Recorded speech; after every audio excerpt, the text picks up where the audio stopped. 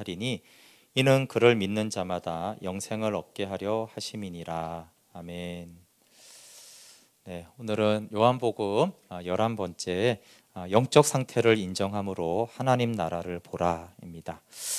네, 요한복음의 기록 목적대로 우리가 요한복음을 봐야 되기 때문에 늘 요한복음의 기록 목적은 하나님의 아들 그리스도를 믿어 생명을 얻는 것이다. 이 생명은 천국 가는 거다 이렇게 하지 않고 요한복음 자체가 참 하나님과 그가 보내신 자 예수 그리스도를 아는 것, 생명의 교제가 영생이다라고 했습니다. 하나님의 아들은 존재론적으로는 하나님과 동등하지만 기능적으로는 복종하는 보냄받은 자입니다. 그리고 이제 2장에서 가나의 혼인잔치를 봤는데 이 표적은 아들의 영광을 나타냈다고 그랬어요. 그렇죠? 표적 자체보다 아들의 영광을 나타낸 사건이다. 그리고 이제 성전 청결에 대해서 봤습니다. 아버지 집이 장사하는 집, 강도의 소굴이 된 것에 대해서 주님은 이 성전을 향한, 아버지 집을 향한 열심이 컸어요. 그래서 성경에 3가지 성전이 있다고 했잖아요. 예수님의 몸, 특별히 부활하신 예수님의 몸이 성전이고, 또 몸된 교회가 성전이고, 신자, 성도의 몸이 성전이에요. 좀 다 성경이 몸이 성전이라고 하잖아요. 그렇죠? 몸, 예수 그리스도의 몸, 몸된 교회, 그리고 성도의 몸. 네, 사실은 이제 예수님으로 말하면 머리 예수님, 몸된 교회, 지체된 성도, 이것이 다 성전이다라고 말하고, 그럼 성전은 어떻게 짓느냐라고 했을 때 옛날에 건축을 했지만 그게 아니라 예수님이 십자가에 죽으시고 장사되고 부활한 것이 성전을 짓는 거잖아요. 마찬가지로 교회도 그렇게 지어지고 각 신자의 성전도 그렇게 지어지는 거예요. 그렇죠? 우리가 그렇게 날마다 십자가에 연합하고 그리스도의 무덤에 연합될 때 그때 우리 안에 하나님의 성전이 지어지고 그 성전에 하나님의 영광이 충만하게 거하는 것이 온전히 주님의 생명으로 살아가는 영생의 풍성함을 누리는 것이죠.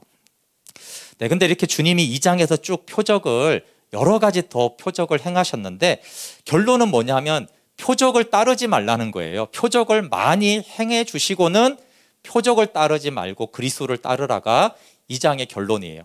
그러니까 20장에 가서도 결론을 내리지만 2장 하나로 딱 결론을 또 한번 내주는 것입니다. 여기 표적을 보고 믿는 사람들에 대해서 예수님이 자기 몸을 의탁하지 않았다. 이건 믿지 않았다 이런 말이에요. 그러니까 표적 자체를 추구하는 사람들을 요한복음은 믿는 사람으로 여기지 않아요. 표적을 보고 믿는다 이렇게 나오는데 요한복음은 그 믿음은 믿는 게 아니다. 이걸 계속 말하는 거예요. 그래서 여기 표적을 보고 믿었으니 이렇게 돼 있는데 의탁하지 않았다. 예수님은 안 믿었다. 왜 그래요? 그들의 속에 있는 걸 알아요.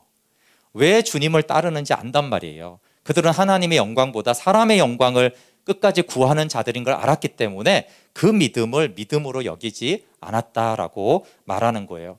그러니까 그리스도로 믿는 거의 표적을 보고, 근데 그리스도는 그리스도인데 어떤 그리스도냐가 중요해요. 하나님이 보낸 그리스도, 그리스도가 자신을 계시하는 그리스도가 아니라 이스라엘 백성들이 원하는 그리스도 상이 있었단 말이에요. 이건 바리새인들이 쭉 가르쳐 왔고, 특별히 로마 식민지 때 6월절에는 6월절이 뭐예요? 애굽에서 출애굽한 거잖아요. 그렇죠?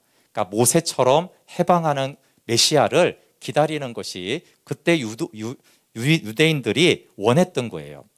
그래서 예수님은 나귀 새끼를 타고 예루살렘에 입성했잖아요. 이건 겸손하셔서 생명을 주는 왕이다라고 했는데 사람들은 종려나무를 흔들었어요. 근데 이게 안 맞는 거예요. 나귀 새끼에는 종려나무를 흔드는 게 아니고 원래 개선 장군이나 황제가 할 때 이게 흔드는 거예요. 그러니까 주님은 겸손하셔서 나귀 새끼를 타고 생명을 주러 가는데 사람들은 개선 장군, 승리의 왕을 이제 하는 거죠. 그래서 호산나는 뭐예요? 지금 이 로마 식민지에서 우리를 구원하려 달라는 거예요. 이 가난과 압제에서 우리를 건져달라, 해방시켜 달라고 하는 거예요. 그러니까 메시아는 메시아인데 메시아 상이 전혀 다른 거죠. 그래서 표적 자체를 구하는 사람들은 예수님과의 생명의 교제 관계 안으로 들어가지 않아요. 그래서 자기 삶의 유익에만 관심을 갖다가 결국 예수님을 떠나는데, 그게 이제 2장부터 이 표적을 보고 믿는 사람들이 생기다가 6장 66절부터 68절에 한번 보시죠. 요한복음 6장이니까 잘 아는 말씀인데 6장 66절부터 68절에 이들의 이제 정체가 드러나죠. 그때부터 그의 제자 중에서 많은 사람이 떠나가고 다시 예수님과 함께 다니지 아니하더라. 예수께서 12제자에게 이르시되 너희도 가려느냐? 시몬 베드로가 대답하되 주여 영생의 말씀이 주께 있사오니 우리가 누구에게로 가오리이까? 여기 이제 표적을 믿고 따르던 사람들, 그리스도라고 믿는 사람들은 다 떠나갔다. 그러나 영생의 말씀을 붙잡는 사람들만 남았다. 물론 이 영생의 말씀을 붙잡는 사람들도 여기가 아니라 요한복음 21장에 가서야 예수님이 이제 베드로를 믿어주잖아요. 요한복음 2장에는 믿지 않았다 이랬어요. 사람들을. 그 속에 있는 걸 아니까. 근데 내 양을 먹이라 이 말은 예수님이 이제 베드로야 내가 이제 너를 믿는다. 네 안에 이제 진짜 생명으로 네가 행할 것이기 때문에 나는 너를 믿고 내 양을 맡기겠다 이렇게 하시죠. 근데 이제 표적에 대해서 이제 2장 마지막에 말한 다음에 유명한 니고데모가 등장해요. 근데 이 니고데모는 표적을 보고 예수님을 찾아온 예를 든 거예요. 대표적인 한 사람. 그러나 그 중에서도 표적에서 생명으로 넘어가는 한 사람을 말하는 거죠. 표적에서 도망간 사람이 아니라 처음에는 표적을 믿고 따르다가 생명을 얻은 한 사람으로 이제 니고데모를 소개하면서 나오고 있어요. 이 니고데모는 바리새인이고 공회원은 이제 국회의원과 같은 건데 72명으로 해진 아주 대표 기관이죠. 그리고 이스라엘의 선생이고 10절에 보면 19장 30절에 보면 큰 부자라고 나와 있어요. 그러니까 유대인의 대표죠. 정치, 공회원, 경제, 부자, 도덕, 이스라엘의 선생, 종교, 바리새인. 그러니까 모든 삶의 영역에서 다 최정상에 있는 아주 대단한 사람이에요. 정상에 서 있었죠. 그런데 밤에 예수님을 찾아와요. 요한복음은 이제 영적인 언어를 많이 쓰기 때문에 물론 이 밤은 물리적인 밤이면서 동시에 이 니고데모의 영혼이 밤이었다는 거예요. 정치, 경제, 도덕, 종교의 모든 것의 정상에 섰는데 사실은 그 영혼은 밤이었다. 그러니까 니고데모는 이 세상에서 하나님 없이 모든 꿈을 완전하게 이룬 사람, 모든 꿈이 실현된 사람의 상태를 성경이 알려주는 거예요. 그거 다 꿈 이루면 영혼이 어두워. 밤이야. 그래서 밤에 예수님을 찾아오죠. 표적을 보고 예수님을 찾아왔다라고 이렇게 말해요. 그래서 나름대로 표적을 보고도 니고데모가 예수님을 나는 압니다 이렇게 말합니다. 3장 2절에 이렇게 말해요. 그가 밤에 예수께 와서 이르되 랍비여 우리가 당신은 하나님께로부터 오신 선생인 줄 아나이다. 하나님이 함께 하시지 아니하시면 당신이 행하시는 이 표적을 아무도 행할 수 없습니다. 그러니까 이 표현은 적어도 선지자고 사실은 그리스도라고 말하는 거예요. 하나님이 함께 하죠. 하나님으로부터 나오는 표적을 행하는 그리스도다라고 사실은 말하는 것이에요. 그런데 니고데모의 영적 주소에 대해서 여러분 표적을 보고 와 찾아오고 하나님의 사람이고 하나님이 보낸 분인 줄 내가 믿습니다 이러면 예수님이 그래 잘했다 이렇게 할 것 같은데 그렇지가 않아요. 오히려 니고데모야 너는 나를 안다고 하는데 너는 나를 모른다. 왜 모르냐면 거듭남을 모르고 하나님의 나라를 모르는데 어찌 나를 안다고 하느냐라는 표현을 3절에 해요. 우리 3절 말씀 중요하니까 같이 읽어볼게요. 시작. 예수께서 대답하여 이르시되 진실로 진실로 내게 이르노니 사람이 거듭나지 아니하면 하나님의 나라를 볼 수 없느니라. 이 진실로 진실로는 요한복음의 목적인 생명을 말할 때 관련된 말을 할 때 진실로 진실로 이렇게 말해요. 그러니까 모든 요한복음이 다 생명의 복음을 전하지만 진실로 진실로 그러면 아 생명 주시는 그 예수님이 되게 중요한 말씀을 하는구나 이런 말이에요. 그러니까 정말로 아멘 아멘 중요한 말인데 거듭나지 않으면 하나님 나라를 볼 수 없어.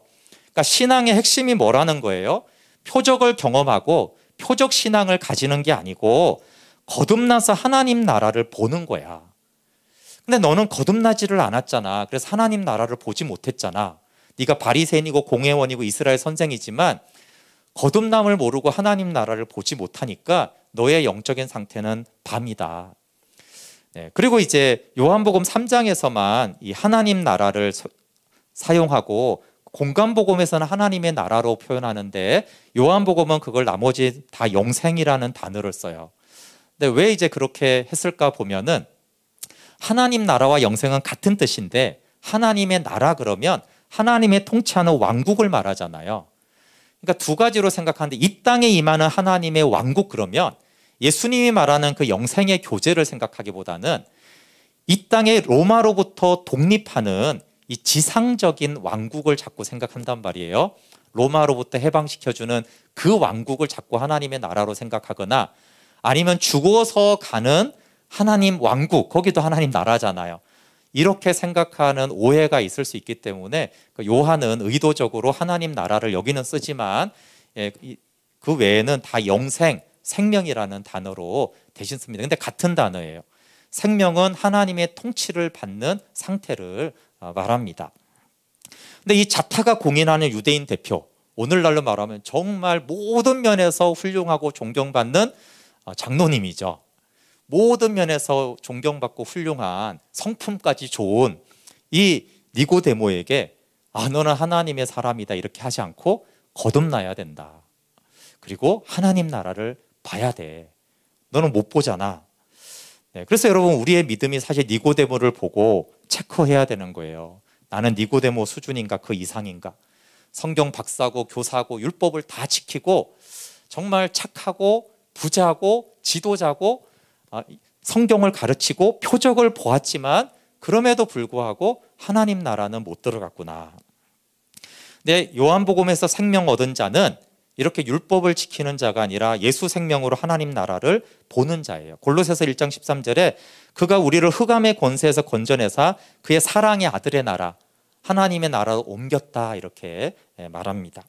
근데 여기 이제 위로부터 태어난다 라고 했을 때, 여기 아까 했던 설명인데 중요한 것은 니고데모의 영적 상태를 직면하게 하는 거예요.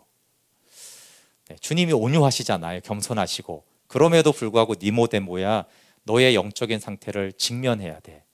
왜냐하면 니고데모는 자타가 훌륭한 하나님의 백성이라고 이렇게 다 인정했던 사람이잖아요. 근데 주님이 갑자기 너 아니라는 거야. 아니야. 너 아니야. 이렇게 이제 이걸 직면하게 한 다음에 중요한 개념이 이제 위로부터 태어난다요. 거듭나다라는 아노세는 두 가지 단어 뜻이 있는데, 하나는 위에서라는 뜻이 있고 하나는 다시라는 뜻이 있어요. 근데 예수님은 위에서라는 뜻으로 이걸 사용하는데 니고데모는 위라는 개념이 없잖아요. 영원 만물 위에 대한 개념이 지금 없단 말이에요. 왜냐하면 신앙이 만물 안의 신앙이니까. 그러니까 다시라는 단어 뜻으로 이해를 해요. 두 가지 뜻이 있는데, 그러니까 다시 태어나야 된다 이렇게 이제 니고데모가 접수를 한 거예요. 그러니까 사람이 늙으면 어떻게 다시 태어날 수가 있느냐라고 묻는 거예요. 그러니까 이제 커뮤니케이션이 안 되는 거죠. 근데 이것은 커뮤니케이션이 중요한 것이 아니라 니고데모가 영적인 지식이 없다라는 것을 지금 말하고 있는 거예요. 예수님 말뜻을 못 알아듣는 거죠. 그러니까 예수님이 위로부터 태어나는 것의 중요성을 말하는데 3장 5절 6절에 보면 이제 위로부터 태어난다라는 말을 다시 설명해 주고 있어요. 여기도 진실로 진실로 이렇게 말해서 생명과 관련된 말을 하는 것이에요. 5절 6절 볼게요. 예수께서 대답하시되 진실로 진실로 내게 이르노니 사람이 물과 성령으로 나지 아니하면 하나님의 나라에 들어갈 수 없느니라. 육으로 난 것은 육이요 영으로 난 것은 영이니. 물 곧 성령입니다. 그러니까 성령으로 태어나는 것이 위로부터 태어나는 것이다. 그래서 영으로 난 것, 영으로 태어난 것이 영이다 이렇게 말합니다. 하나님의 나라를 보는 것은 여기 하나님 나라를 들어간다 이러니까 보는 것과 들어가는 건 같은 거예요. 그렇죠? 그러니까 영광을 보는 것과 영광 안에 들어가는 것도 같은 거예요. 하나님 나라를 보는 것과 하나님 나라에 들어가는 것은 같은 거예요. 그래서 영광을 본다라고 했을 때는 아버지와 아들의 영광 안에 들어갔다라는 것과 똑같습니다. 그러니까 그것이 이제 또 하나님의 통치를 받는 거죠. 로마서 14장 17절에는 하나님의 나라는 성령 안에 있는 의와 평강과 희락이라고 그랬어요. 그러니까 성령으로 태어난 사람은 성령 안에 있는 의와 평강과 희락을 누린다. 그것이 이제 하나님의 나라를 들어간 것이다. 왜 위로부터 태어나는 것은 사실 1장 12절에 이미 말을 했어요. 그렇죠? 1장 12절 13절에 영접하는 자 곧 그 이름을 믿는 자들에게는 하나님의 자녀 되는 권세를 주셨으니 혈통 육정 사람의 뜻으로 나지 않고 오직 하나님께로부터 난 자들이다. 그러니까 위로부터 났다, 태어났다는 것은 하나님께로부터 태어났다 이런 거잖아요. 그러니까 하나님으로부터 나왔으니까 이제 그것이 하나님의 자녀인데 이것을 이제 3장에 가서는 조금 더 설명을 해주는 건데 성령으로 태어난 자 또 생명 얻은 자 이렇게 말하고 있어요. 그러니까 위로부터 태어나는 방법은 예수 그리스도를 영접하는 것이죠. 그러니까 성경 지식의 차원이 아니라 율법 준수의 차원이 아니라 위로부터 거듭나야 된다라고 말해요. 그럼 이제 거듭났는지 어떻게 압니까? 사실 3장은 니고데모도 몰랐겠지만 3장은 우리가 봐도 좀 알듯말듯한 말씀을 계속 하세요.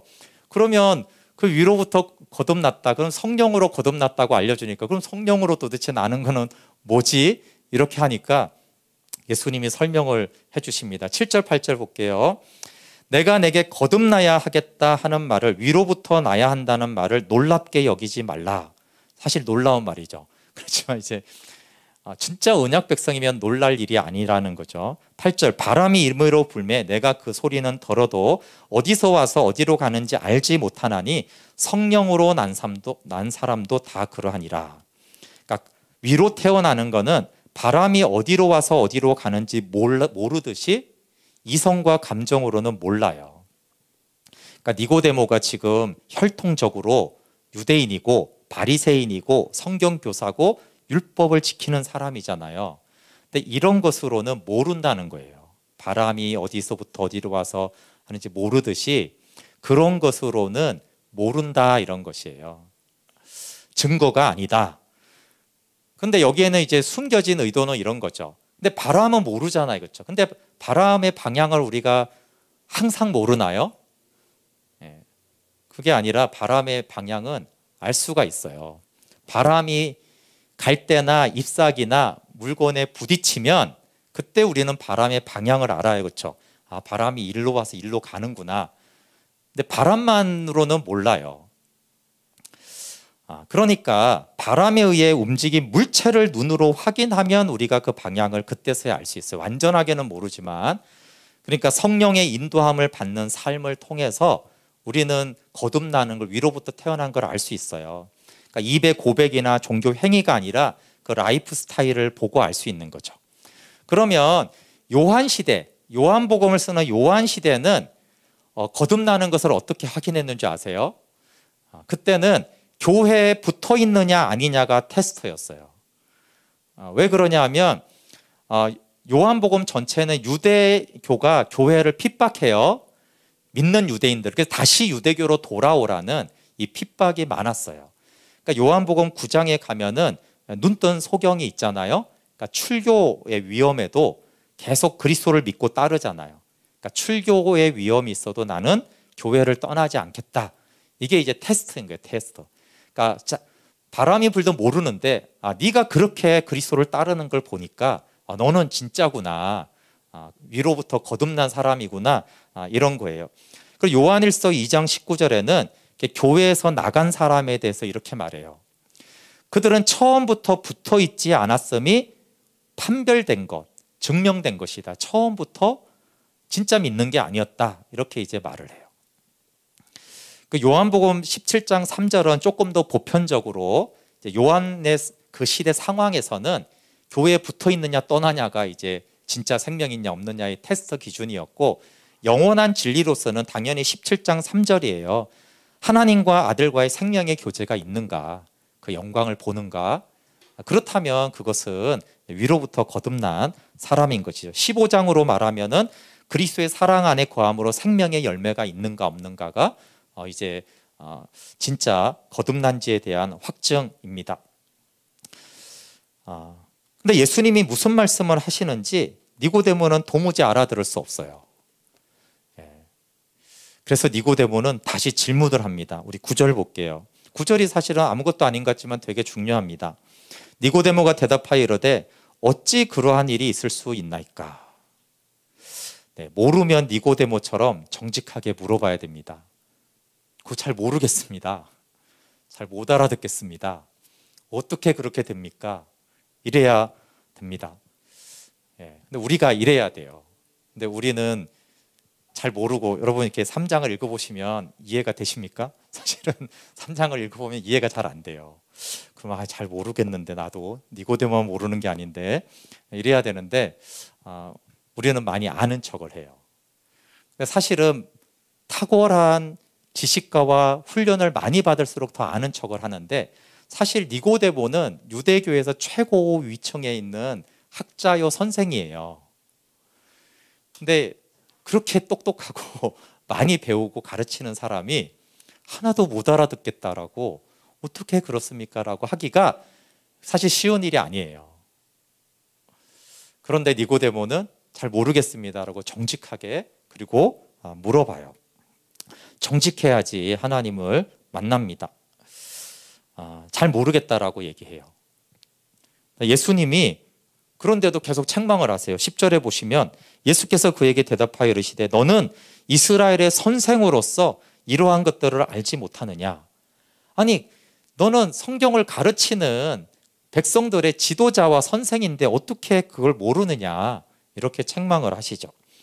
그러니까 요한복음 5장 39절 40절에 나오듯이 너희가 성경에서 영생을 얻는 줄 생각하고 성경을 연구하거니와 이 성경이 곧 내게 대하여 증언한데 너희가 영생을 얻기 위해 내게 오지 않았다라는 이거의 한 샘플로 니고데모한테 말하는 거예요. 네가 이스라엘 선생인 거는 내가 인정하고 성경 많이 연구한 거는 인정하는데 너는 내게 나오지 않았고 거듭남이나 하나님 나라에 대해서는 전혀 모르지 않느냐. 근데 어떻게 이스라엘의 선생이라고 네가 할 수 있느냐. 네, 이거는 사실 우리한테 하는 말이에요. 저한테도 너는 목사인데 그걸 모르냐. 너는 교회 30년 다니고도 왜 그걸 모르느냐. 어떻게 이스라엘의 선생인데 그걸 모르느냐. 이렇게 말하는 거예요.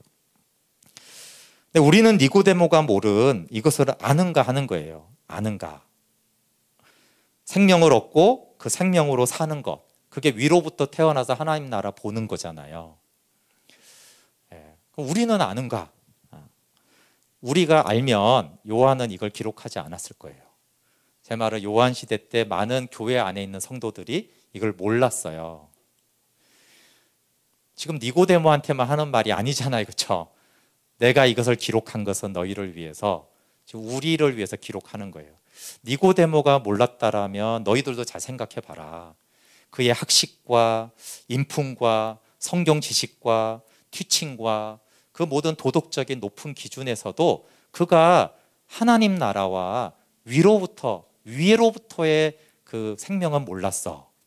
너희들도 혹시 교회 생활 열심히 하고 성경 막 가르치고 성경 엄청 읽는데 하나님 나라 봤어? 이렇게 묻는 거예요.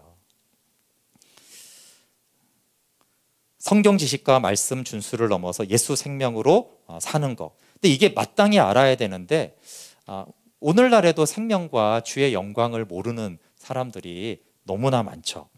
근데 예수님이 책망한 건 당연히 알아야 되는데 모른다는 거예요.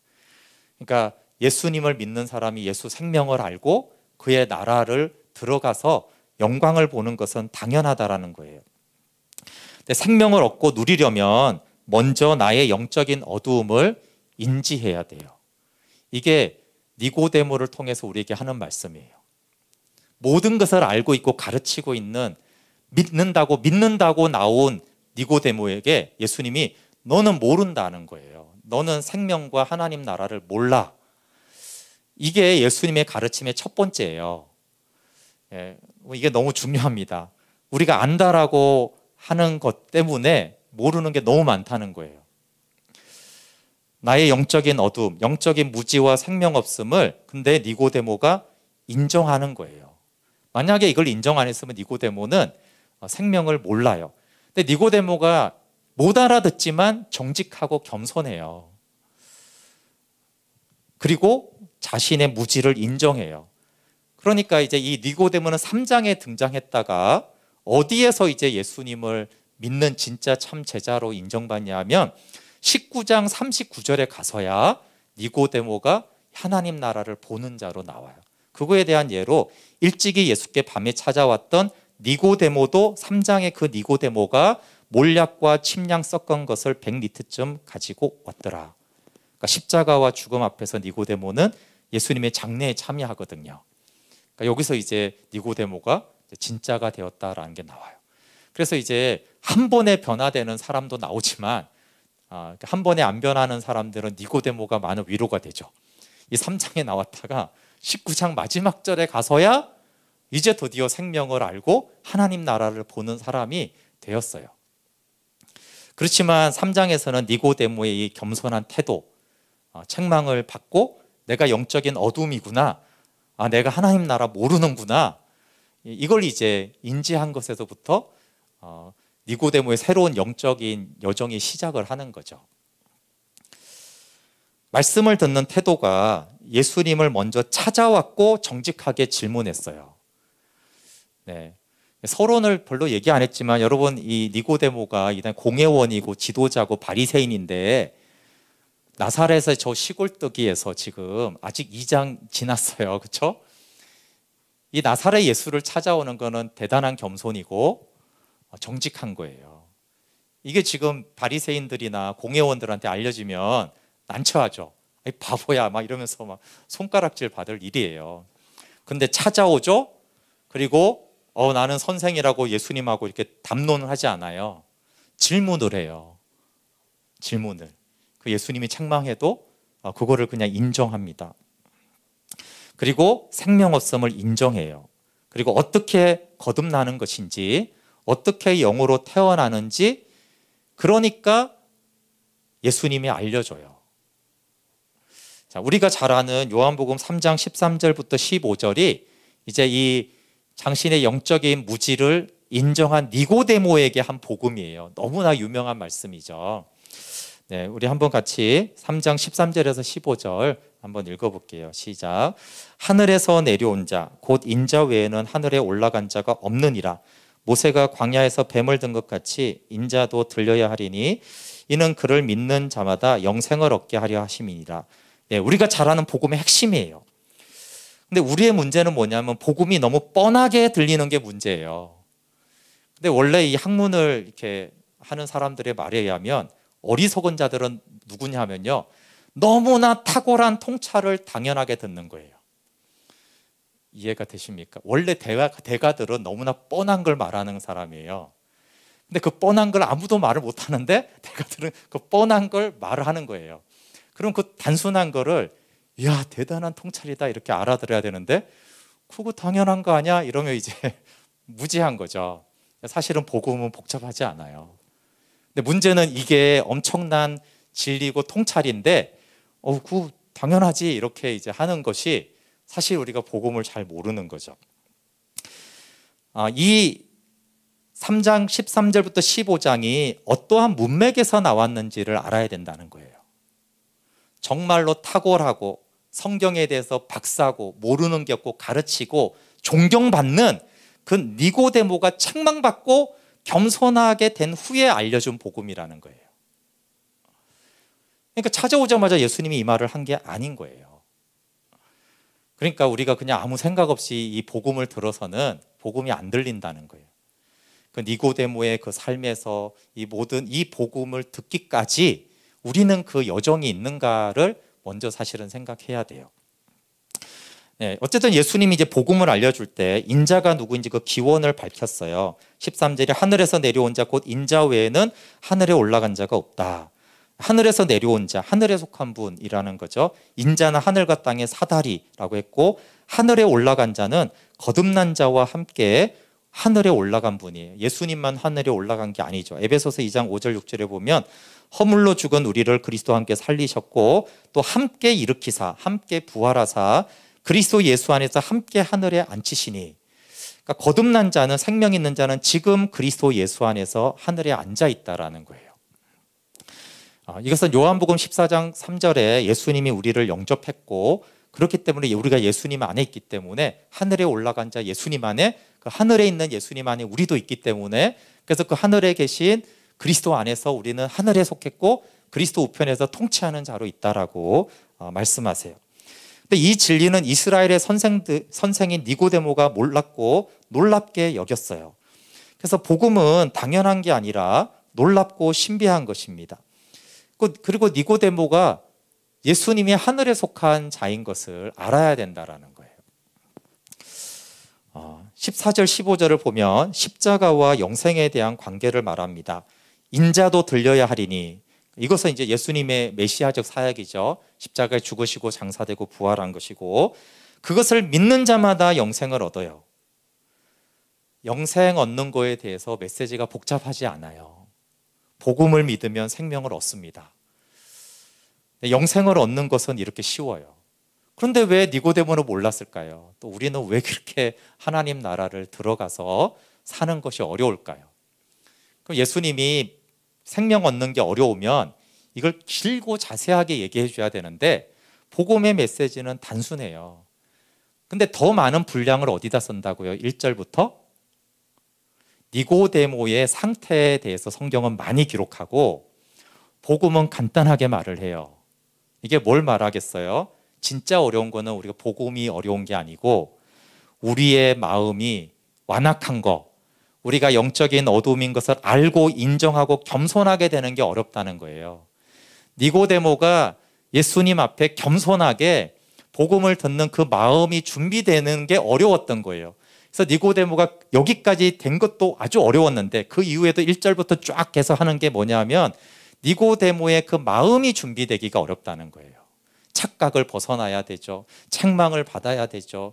현실을 인정해야 되죠. 그리고 정말 겸손하게 복음을 듣는 그 마음이 어려운 거예요.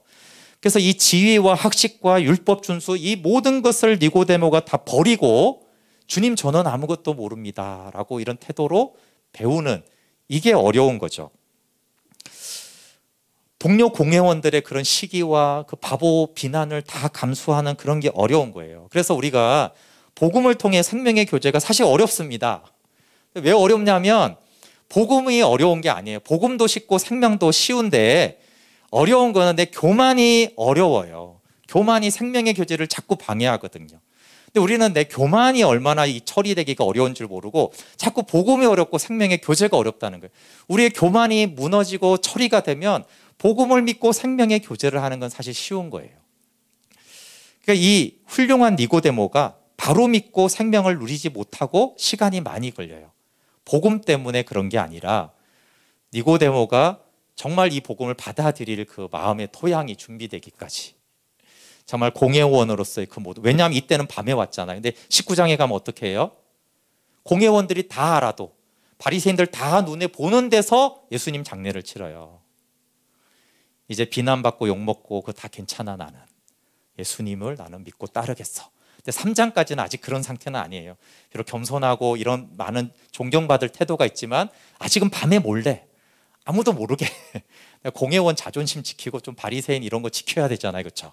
근데 그것까지 다 벗어난 그 니고데모가 이제 복음으로 생명을 아는, 생명으로 사는 하나님 나라를 보는 들어가는 자가 된 것입니다.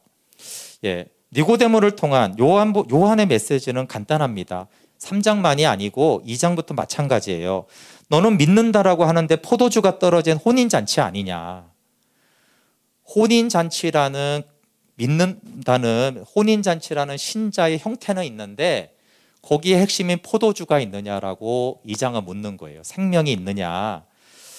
마찬가지죠. 성전은 뭐예요? 46년 동안 있는 그 성전은 있는데 문제는 거기에 하나님이 있느냐, 강도의 소굴이냐. 자, 니고데모도 마찬가지. 너는 교회 선생이고 말씀을 가르치고 다 너를 존경하는데 근데 너는 영적으로 어둡지 않느냐. 다 같은 메시지예요. 겉으로는 다 니고데모처럼 성전이고 혼인잔치고 이스라엘의 선생인데 근데 중요한 건 그 안에 생명, 하나님과의 교제에 그 핵심이 있느냐라고 계속 요한은 묻는 거예요. 예, 아는 척하지 말자 이 말이에요. 아는 척하지 말아야 된다. 왜 영적 어둠을 인정해야 나를 비추는 빛으로 나오기 때문이고 그래야 빛이 어둠을 이기고 복음이 어둠을 이기고 생명으로 이끌기 때문이다 라는 거예요. 그래서 혼인잔치에서 나는 포도주가 없습니다 하기를 요한은 기다리는 거예요. 주님 나는 성전으로 이렇게 신앙생활 열심히 했지만 내 안에는 아버지 집이 안 돼 있습니다 라고 하기를 원하는 거예요. 그리고 니고데모와 같은 그렇게 교회 생활하는 사람들한테는 하나님 나 니고데모처럼 이렇게 진짜 신실하게 내 나름대로 했고 자타가 다 나 열심히고 좋은 그리스도인이라고 했는데 저 솔직히 하나님 나라 못 봅니다. 사실 그거를 요한은 의도하고 있는 거예요. 그러니까 물론 그 안에 생명 있는 자는 그냥 감사하면 되는데 혹시 네가 니고데모와 같지 않느냐. 만약에 그렇다면 절대 착각하면 안 된다. 그리고 아닙니다라고 할 때 복음은 이렇게 들려지는 것이다라고 하는 거예요. 그래서 니고데모와 같은 우리의 모습을 나를 봐야 돼요. 저도 그랬어요. 오랫동안 내가 복음을 전하는 목사이기 때문에 나의 영적인 어두움을 인정하지 않았어요.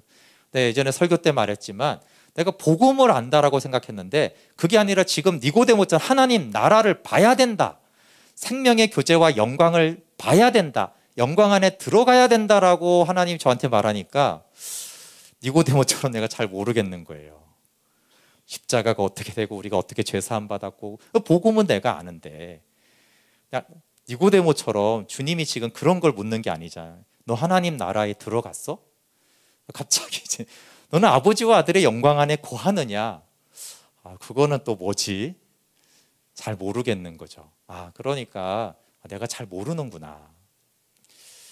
니고데모도 성경 빠삭하게 아는데 갑자기 이런 질문 앞에서 하나님 나라 너 들어갔냐? 그러니까 아닌데 그럼 내가 잘 모르는구나. 근데 그게 소망이에요. 그게 그래야지 복음이 복음되게 들리기 시작해요. 우리의 삶이 연약하고 광야거고 관계가 깨어지고 내 마음이 어둠이 있고 니고데모가 다 가졌는데 왜 뭔가 이게 답답하고 밤이지? 그 마음이 사실은 생명으로 살지 못하고 생명으로 섬기지 못함을 드러내고 있는 것입니다. 그래서 우리가 하나님 앞에 정직하게 하나님 내 영혼의 상태가 이렇습니다. 그리고 복음을 대하면 그 복음은 날마다 새로운 거예요.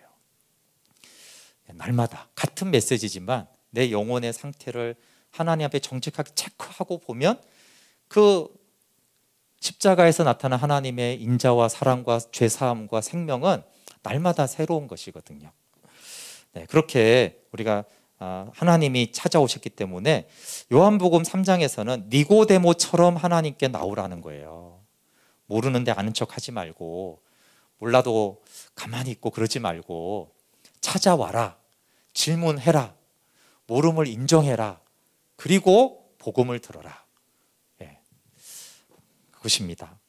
그래서 사실은 우리의 신앙생활과 예배 안에 저는 복음을 듣는 것도 있지만 복음을 들어야 하는 내 상태가 준비되는 거라는 생각이 많이 들어요. 똑같은 복음이 내 영혼의 상태가 준비될 때 들리잖아요.